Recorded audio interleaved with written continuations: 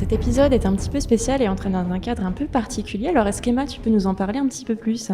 Oui, alors aujourd'hui, le Cercle J et l'association Sorociné nous invitent à échanger ensemble sur nos avis, nos points de vue et nos idées sur la place des femmes dans la société, en s'appuyant sur un film qu'on a choisi ensemble. Je m'appelle Amandine Dallomo, j'ai 26 ans, je suis directrice de la publication du média Sorociné, qui est un média de cinéma féministe.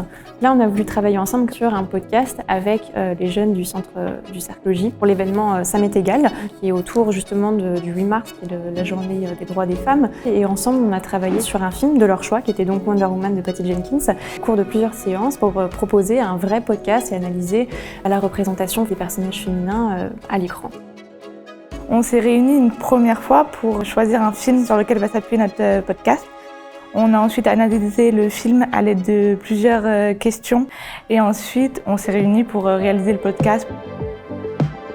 Les tenues très lourdes et d'ailleurs les chaussures qu'elle porte, je l'ai remarqué dans le film, sont des talons, donc je suis pas sûre que ce soit très facile pour se battre, mais c'est vrai que par rapport au personnage Wonder Woman dans d'autres représentations, la tenue a énormément évolué.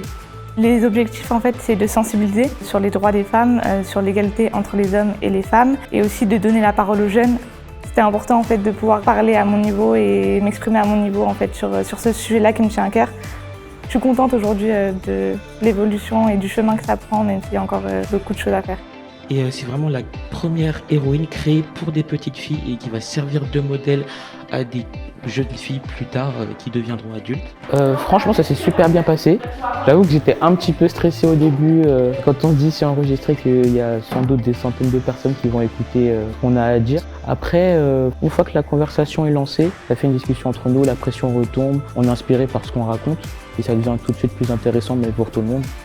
Et enfin, pour tous mes Potterheads, pour tous mes bandeurs de baguettes magiques, pour tous mes fans de loups-garous à l'âme torturée.